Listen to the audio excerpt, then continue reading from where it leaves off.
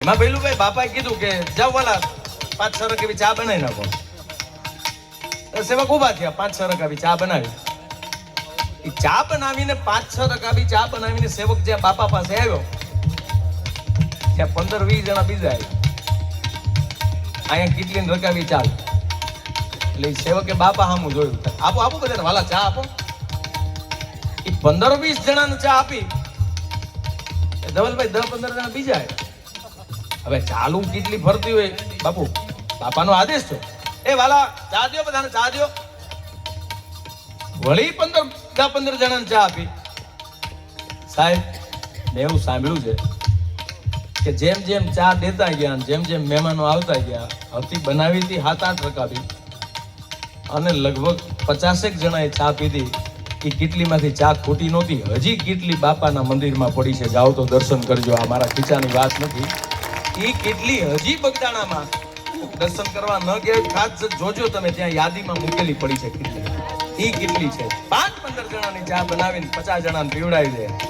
એવો બાવલિયો બજરંગદાસ બાપાની વાતો ને કહેવા બેસું તો રાતોની રાચું ટૂંકી પડી જાય મારા બાપ. અને ત્યારે હનુમાનજી મહારાજને, કેમ કે રામને તો ઈ જ ગમે, હનુમાનજીને લાડ લડાવું તો રામ રાજી થાય, અને રામના ગુણ ગાઈ તો હનુમાનજી રાજી થાય. આને બેને ગુણગાન ગાઈને લડાવીએ ને તો બગદાણા વાલા સંત બાવલિયા બજરંગદાસ બાપા રાજી થાય. અને ત્યારે કેવો છે દાદો હનુમાનજી મહારાજ, ત્યારે ઓ હવા में उड़ता जाई रे ए मेरा राम दुलारा. जय श्री राम. બે હાથની મુઠ્ઠી વાળીને તાકાતથી આજ રામનવમી છે મારા બાપ. એકવાર જય શ્રી રામ મારી સાથે 3 વાર બોલવાનું છે. કોઈએ શરમ રાખવાની નથી બોલવામાં. જોરથી બોલો, તાકાતથી બોલો, 2 હાથ ઊંચા કરીને જય જય શ્રી રામ, જય જય શ્રી રામ, જય જય શ્રી રામ. જે બોલ્યા એ 100 વર્ષ જીવે, નો બોલ્યા એ પણ 20. એ હવા में उड़ता जाई रे ए मेरा राम दुलारो.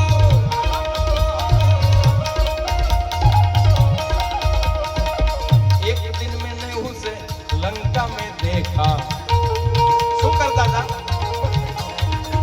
एक दिन मैंने उसे लंका में देखा, लंका में देखा मैंने, लंका में देखा. हनुमानजी महाराज लंकाમાં શું કરતા હતા? ओ सोने की अरे सोने की लंका जलाई रे ए मेरा राम दुलारा.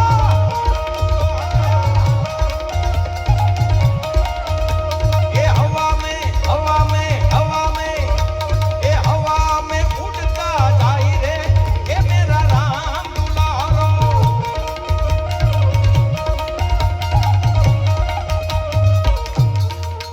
496 વર્ષ પછી અયોધ્યામાં મારો બાપ તંબુમાંથી મંદિરમાં બેઠા છે, ને અહીંયા તમે ભાગશાળી છો. 20 વર્ષથી તમારા રખોપા કરવા માટે બજરંગદાસ બાપાની વડુલીમાં રામ દરબાર બેઠા છે. ત્યારે રામ આવતો હોય તો આનંદ કેટલો હોય છે, રામ આવતો હોય તો અંદરથી ભાવ કેવો હોય છે મારા બાપ. એક પંક્તિ એક કરી યુવાન મિત્રો માટે. ઓ રામ આએંગે તો અંગના સજાઉંગે. આ બધું તો હોય તો દેવાય, બાકી પડકારો તો આપણા બાપનો છે. મજા આવે ત્યાં પડકારો દેજો એટલે ખબર પડે દૂધ દોણાવા જાય. એ દીપ જલા કે દિવાલી મેં મનાઉંગી, એ રામ આએંગે તો અંગના સજાઉંગી. એ દીપ જલા કે દિવાલી મેં મનાઉંગી.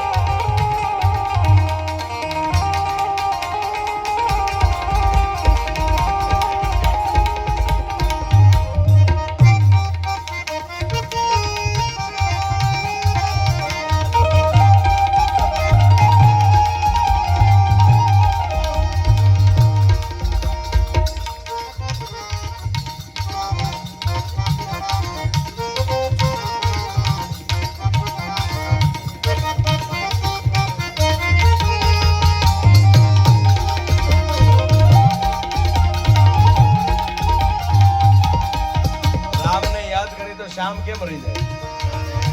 ઓ બેઠો પંકી બાબરિયામાં તુલસી શામ થઈને જાય જાય તુલસી શામ.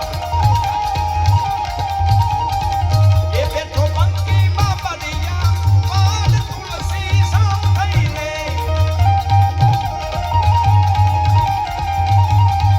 એ ઘટો ઘટમાં વસે ઈ ઘનશ્યામ તુલસી શામ થઈને.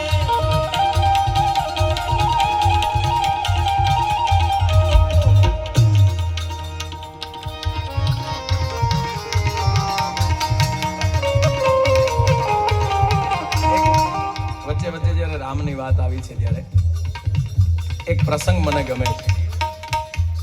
વિશ્વવંદની પૂજ્ય મોરારી બાપુ અવારનવાર બોલ્યા છે